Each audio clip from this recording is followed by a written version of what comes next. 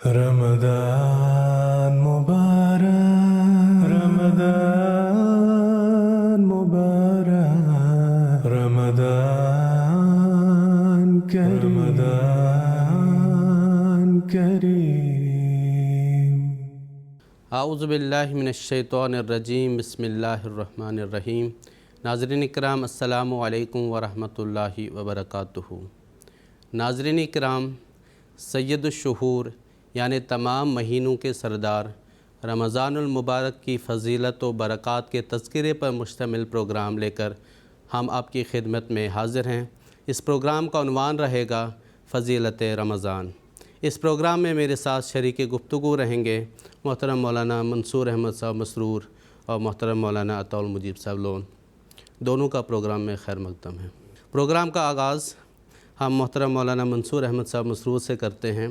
کہ رمضان کے جو روزے ہیں وہ اسلام کے جو 5 بنیادی ارکان ہیں اس میں سے ایک رکن ہے۔ اس رکن کے کیا عظیم الشان فوائد ہیں، اس پر اختصار سے روشنی ڈالنے کی درخواست ہے۔ آپ نے روزوں کے فوائد کے بارے میں دریافت فرمایا ہے۔ بات یہ ہے کہ روزے اللہ تعالیٰ نے فرض کیے ہیں، اور اللہ تعالیٰ جو علیم و خبیر ہے، جس نے انسان کی بھلائی کے لیے روزے فرض کیے ہیں، ہمیں یہ دیکھنا چاہیے کہ اللہ تعالیٰ اس بارے میں کیا فرماتا ہے۔ تو اس نظریہ سے جب ہم دیکھتے ہیں تو ہم پاتے ہیں کہ اللہ تعالیٰ فرماتا ہے یا ایھا الذین آمنوا کتب علیکم الصیام، کہ روزے تم پر فرض کیے گئے ہیں۔ اور فرض اللہ تعالیٰ وہی عمل کرتا ہے جو کہ بہت ہی فائدے کا موجب ہو، جس کے عظیم الشان فوائد ہوں۔ پھر آگے اللہ تعالیٰ روزوں کا مقصد بیان کرتے ہوئے فرماتا ہے لعلکم تتقون، تاکہ تم تقوی اختیار کرو، تاکہ تم متقی بن جاؤ۔ اور متقی وہ ہوتا ہے جس کو کہ ہر خیر اور بھلائی نصیب ہو جائے،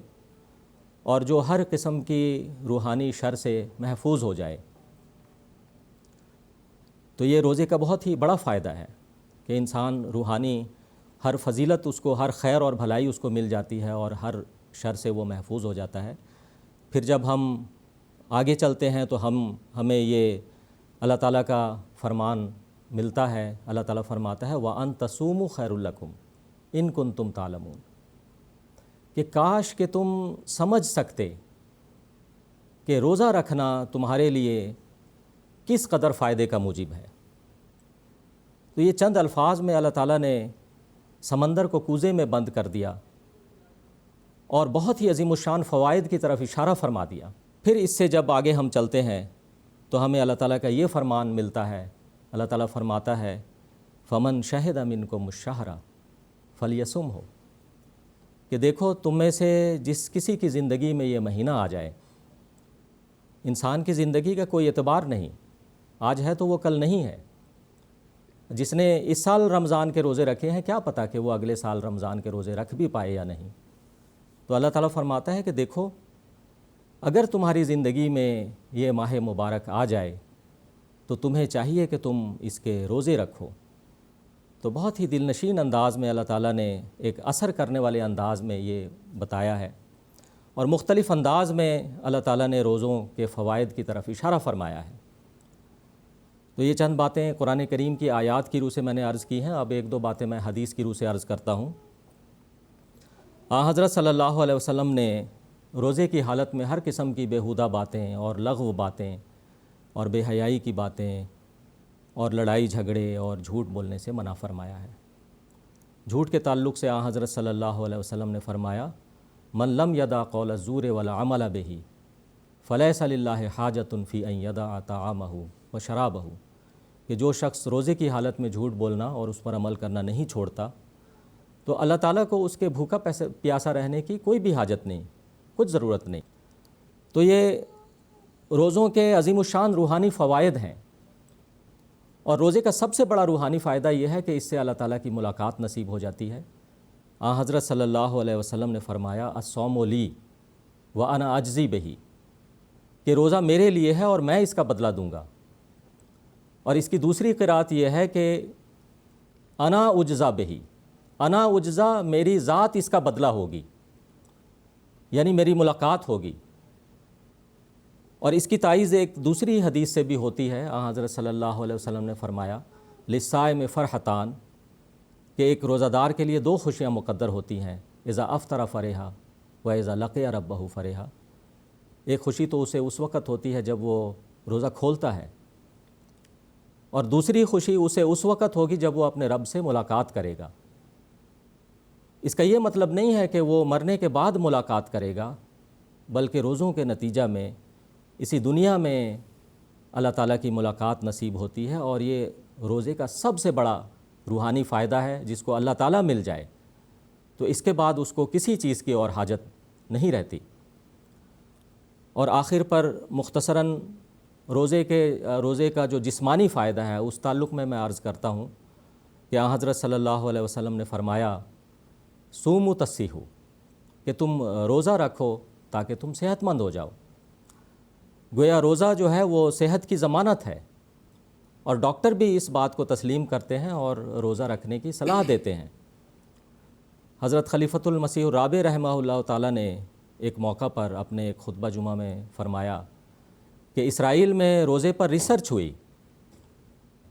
اور ان کا مقصد یہ تھا کہ تاکہ وہ مسلمانوں کو یہ بتائیں کہ یہ روزہ رکھنے کا طریقہ تمہارا یہ نقصان دہ ہے۔ لیکن جب ان کی ریسرچ مکمل ہو گئی اور جو تحقیق سامنے آئی تو پھر وہ یہ کہنے پر مجبور ہو گئے کہ روزہ جو ہے، روزے سے صحت ہوتی ہے، بیماریاں دور ہوتی ہیں، انسان صحت مند ہوتا ہے روزہ رکھ کر۔ تو آج کل تو ہر انسان بیمار ہے، کسی نہ کوئی بیماری لگی ہوئی ہے، پریشان ہے۔ تو روزہ جو ہے بیماری کا اور پریشانی کا علاج ہے۔ تو یہ مختصراً میں نے روزے کے جو فوائد ہیں روحانی اور جسمانی، اس تعلق میں کچھ عرض کیا ہے۔ تو گفتگو کو آگے بڑھاتے ہوئے محترم عطاء المجیب صاحب لون سے میں درخواست کروں گا کہ جیسا کہ ابھی ہم نے سنا کہ ماہ رمضان کتنا بابرکت مہینہ ہے، تو اس کی تیاری رسول اللہ صلی اللہ علیہ وسلم اس سے پیشتر جو مہینہ آتا ہے ماہ شعبان، اس میں ہی تیاری شروع فرما دیا کرتے تھے، تو اس کی کیا تفصیل ہے؟ جیسا کہ ابھی ذکر ہوا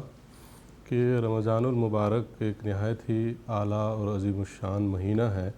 جس کی بے شمار برکات ہیں، اور اس کے جہاں اخلاقی فوائد ہیں، جہاں جسمانی فوائد ہیں، وہاں روحانی فوائد بھی ہیں،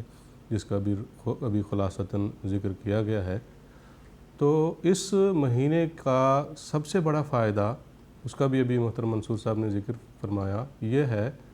کہ اس مہینے کے نتیجے میں، اس کی برکات کے نتیجے میں ایک انسان کو، ایک روزے دار کو اللہ تعالیٰ مل جاتا ہے۔ یہ جو چیز ہے، جیسا کہ حضرت صلی اللہ علیہ وسلم نے جو حدیث بیان ہوئی، فرمایا کہ اللہ تعالیٰ اس میں فرماتا ہے انا اجزا بہی، کہ میں اس کا بدلہ ہوں۔ روزے کے نتیجے میں انسان کو، روزے دار کو میں ملوں گا، اور یہ وہ چیز ہے جس کے لیے ایک انسان کی پیدائش ہوئی ہے۔ دراصل اس کی زندگی کا مقصد ہی یہ ہے، قرآن مجید میں بھی بیان فرمایا گیا ہے کہ ایک انسان اللہ تعالیٰ کو پائے، یہ اس کی زندگی کا مقصد ہے۔ تو اس مقصد پر مشتمل ایک عظیم الشان مہینہ، جس میں اس مقصد کی تکمیل ہوتی ہے، اس مہینے کی خیر و برکات کو مد نظر رکھتے ہوئے یہ ضروری ہے کہ اس کا ایک انسان کو، ایک مومن کو انتظار بھی ہو، اور جب وہ مہینہ آنے والا ہو تو اس مہینے کے آنے سے پہلے اس کی وہ تیاری بھی کر رہا ہو۔ چنانچہ ہمیں حضرت صلی اللہ علیہ وسلم کے اسوہ سے اور آپ کے عمل سے یہ پتہ لگتا ہے کہ آپ صلی اللہ علیہ وسلم رمضان المبارک کا انتظار 2 مہینے پہلے سے شروع فرمایا کرتے تھے۔ نہ صرف رمضان بلکہ رجب کے تعلق سے بھی آتا ہے کہ رجب میں بھی آپ صلی اللہ علیہ وسلم رمضان کا ذکر فرمایا کرتے تھے۔ چنانچہ اس سلسلے میں بہت ساری روایات ہیں، چند روایات کی روشنی میں اس تعلق سے چند باتیں عرض کروں گا۔ ایک روایت آتی ہے جس میں حضرت نبی اکرم صلی اللہ علیہ وسلم نے فرمایا اللہم بلغ لنا فی رجب و شعبان و بلغنا رمضان، کہ اے اللہ ہمیں رجب اور شعبان میں برکت عطا فرما اور رمضان نصیب فرما۔ یعنی 2 مہینے پہلے حضور صلی اللہ علیہ وسلم رمضان المبارک کا تذکرہ شروع فرمایا کرتے تھے، اور پھر جب شعبان کا مہینہ شروع ہو جاتا تھا تو شعبان کے مہینے کا ہمیں روایات سے پتہ لگتا ہے، چند ایک روایت میں پیش بھی کروں گا، ہمیں یہ پتہ لگتا ہے کہ حضرت صلی اللہ علیہ وسلم مکمل طور پر مصروف ہو جاتے تھے اس تیاری میں کہ اب رمضان آنے والا ہے، اب ہمیں اس کا استقبال کرنا ہے اور اس کے تعلق سے ہمیں اب تیاری کرنی ہے۔ روایت میں آتا ہے کہ شعبان کے مہینے کو اکثر آپ روزوں میں گزارا کرتے تھے، اکثر شعبان کے دن روزے رکھا کرتے تھے تاکہ ایک عادت پڑ جائے روزے رکھنے کی، اور رمضان المبارک کو اس کی خیر و برکات کے پیش نظر مکمل اہتمام کے ساتھ پھر گزارا جائے اور کسی قسم کی کمی بیشی رمضان المبارک میں پھر واقع نہ ہو۔ چنانچہ روایت میں آتا ہے، الفاظ اس طرح ہے، فما راوی بیان کرتے ہیں، فما رأیت رسول اللہ صلی اللہ علیہ وسلم استکمل صیام شہر الا رمضان وما رأیتہ اکثر صیاما منہ فی شعبان۔ یہ صحیح بخاری کی حدیث ہے کہ راوی بیان کرتے ہیں کہ میں نے رسول اللہ صلی اللہ علیہ وسلم کو کسی بھی مہینے کے مکمل روزے رکھتے ہوئے نہیں دیکھا سوائے رمضان کے، وما رأیتہ اکثر صیاما منہ فی شعبان، اور رمضان المبارک کے علاوہ میں نے کسی مہینے میں حضرت صلی اللہ علیہ وسلم کو اتنے روزے رکھتے ہوئے نہیں دیکھا جتنے روزے آپ شعبان میں رکھا کرتے تھے۔ بعض روایات میں یہ بھی آتا ہے کہ کان یصوم شعبان کلہ،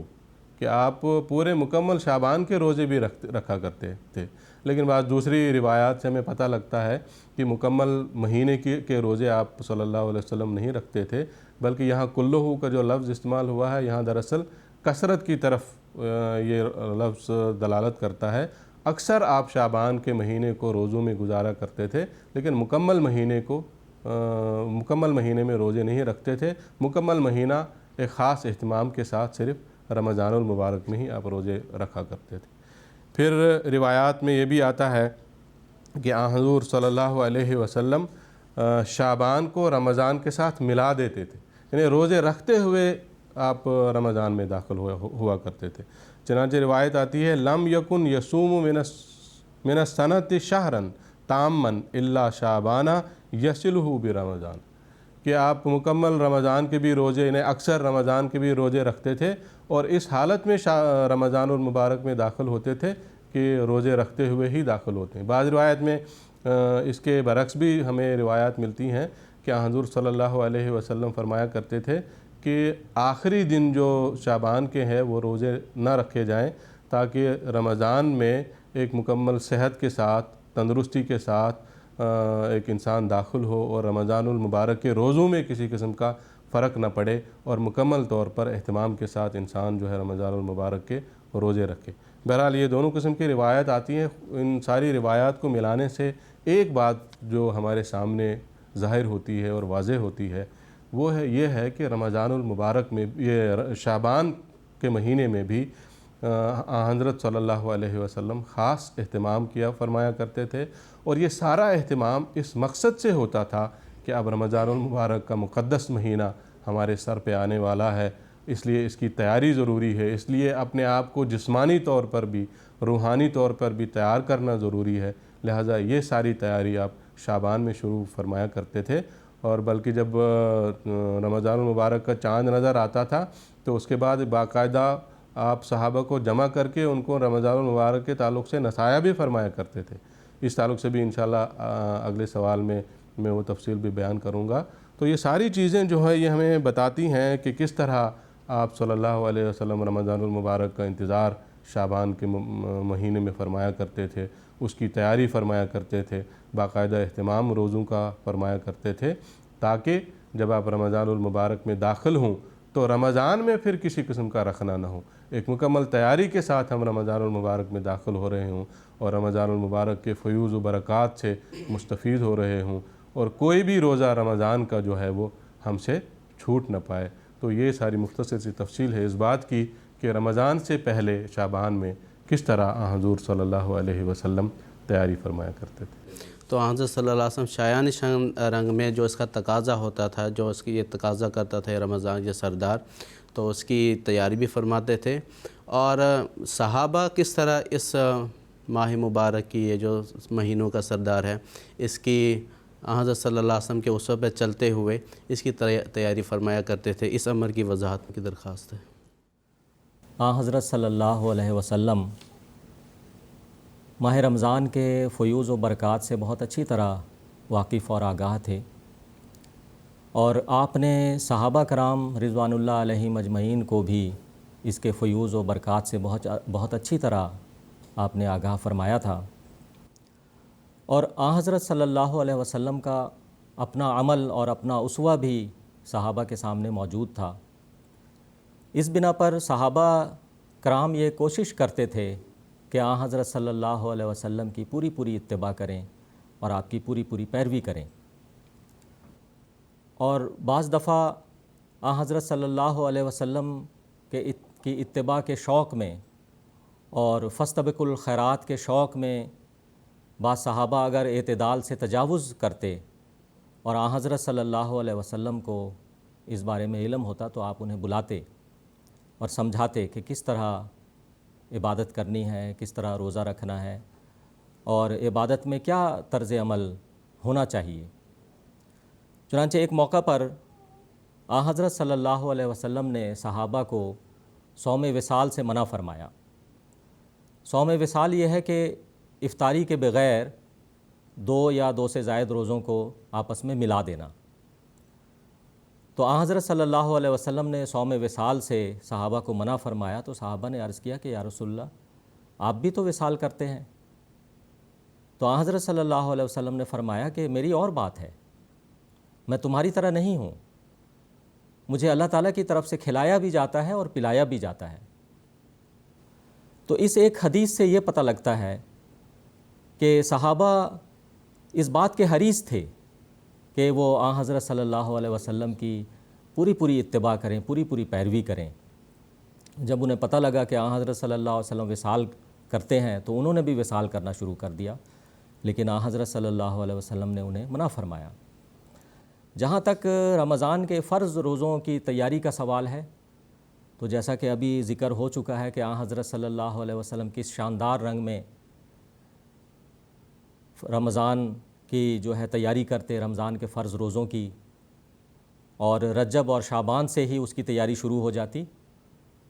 تو صحابہ بھی اسی رنگ میں رمضان کی تیاری کرتے،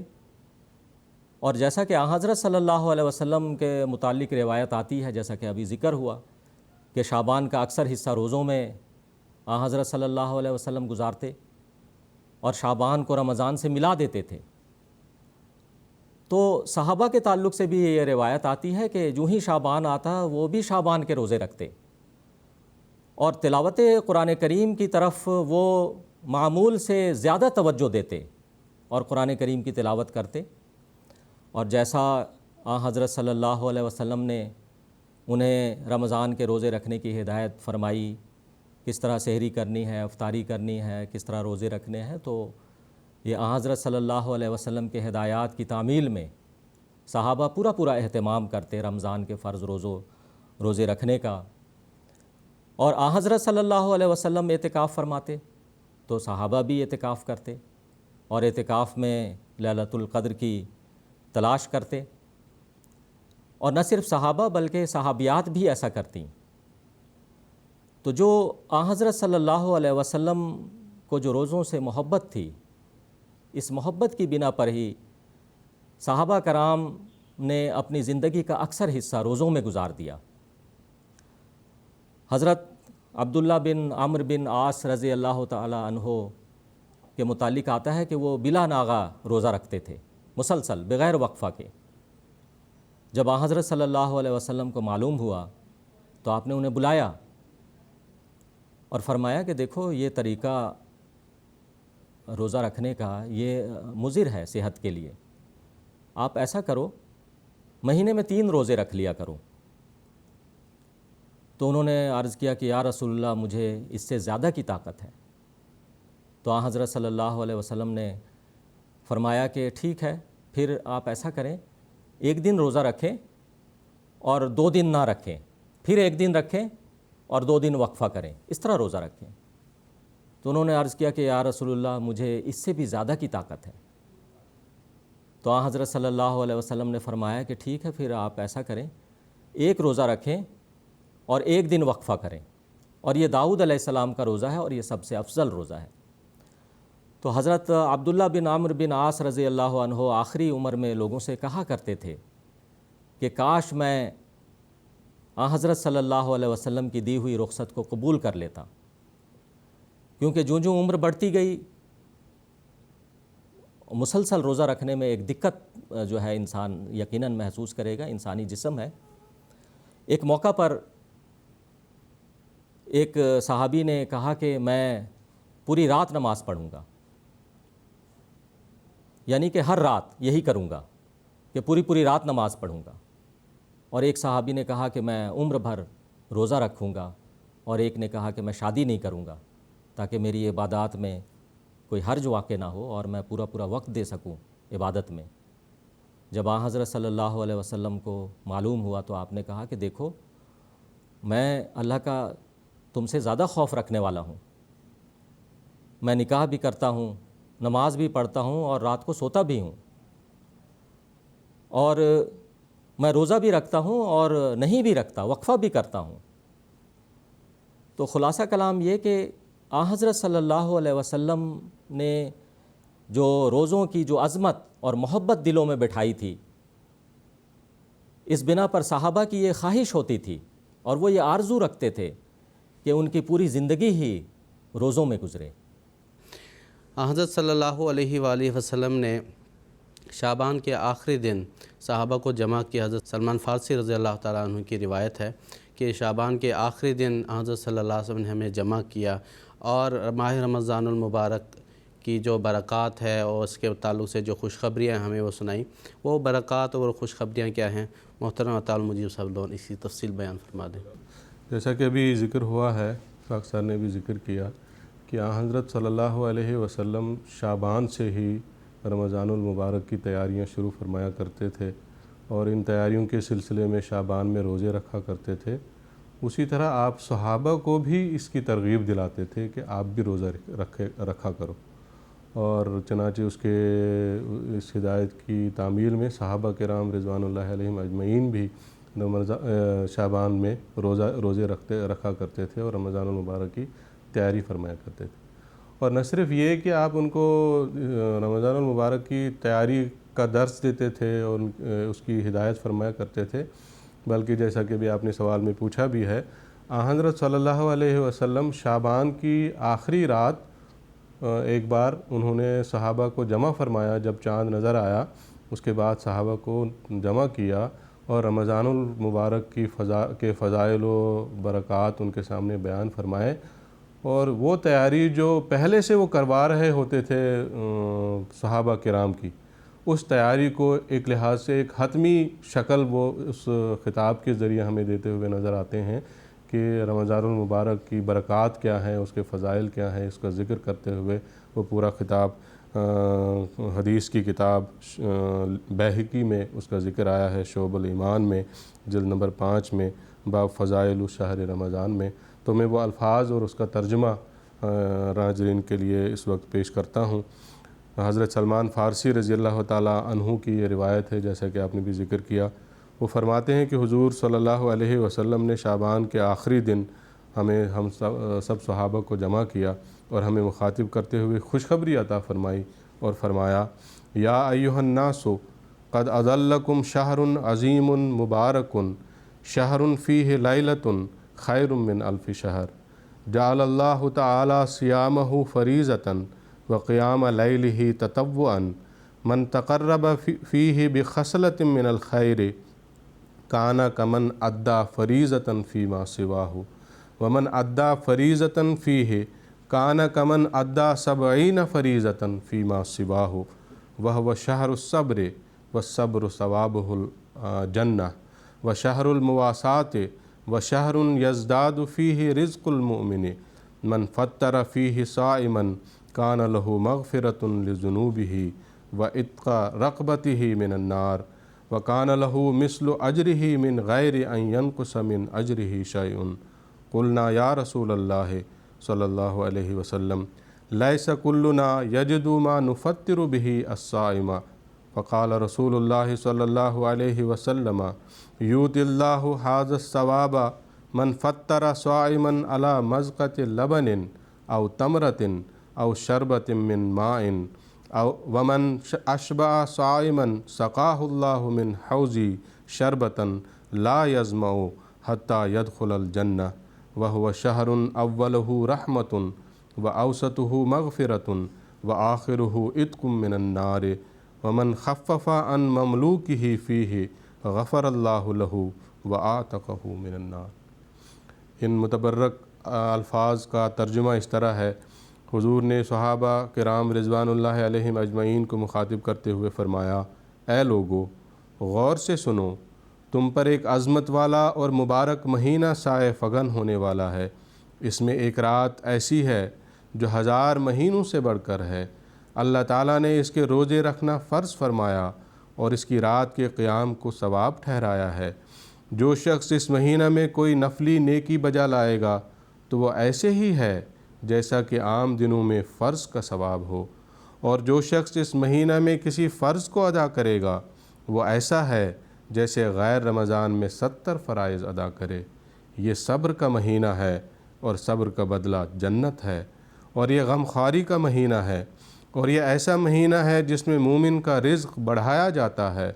जो शख्स किसी रोज़ादार का रोज़ा इफ़्तार कराए उसके लिए गुनाहों के माफ़ होने और आग से नजात का सबब होगा, और इसे रोज़ादार के सवाब के बराबर सवाब होगा,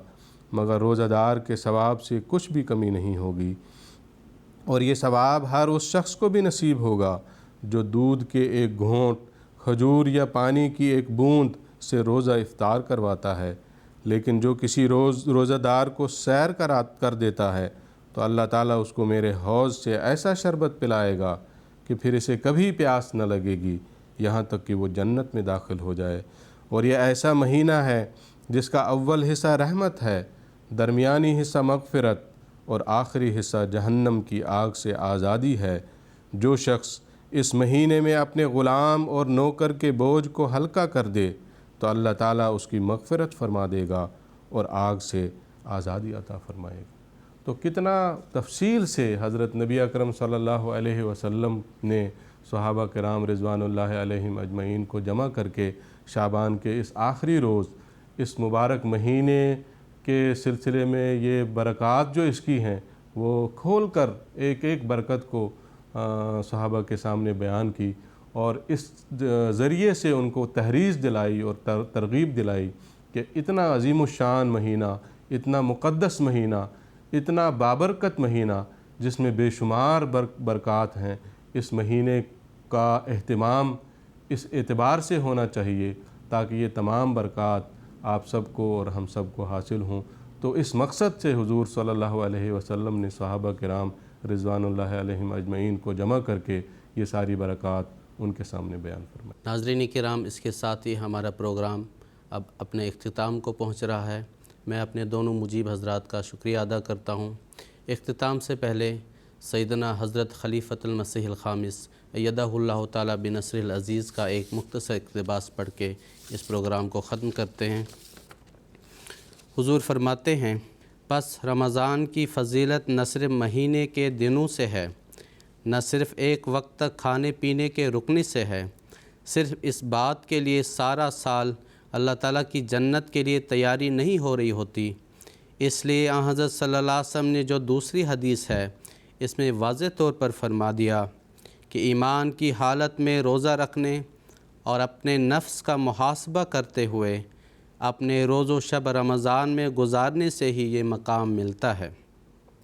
और जब ये हालत होगी तो तभी गुज़श्ता गुनाह भी माफ़ होते हैं। इंसान ईमान में तरक्की करता है, अपने नफ्स का मुहासबा करता है, अपनी कमज़ोरियों को देखता है, अपने आमाल को देखता है, हुकूकुल्लाह और हुकूकुल इबाद की अदायगी पर गौर करता है, अपने अमलों को अल्लाह ताला की रज़ा के मुताबिक करने की कोशिश करता है, तो तभी गुनाहों की माफ़ी भी होती है। और यही मकसद अल्लाह ताला ने कुरान करीम में भी रमज़ान के रोज़ों से हासिल करने का बयान फरमाया है। अल्लाह ताला हम सब को इन मकासद को پورا کرنے کی توفیق عطا فرمائے۔ آمین برحمتک یا ارحم الراحمین۔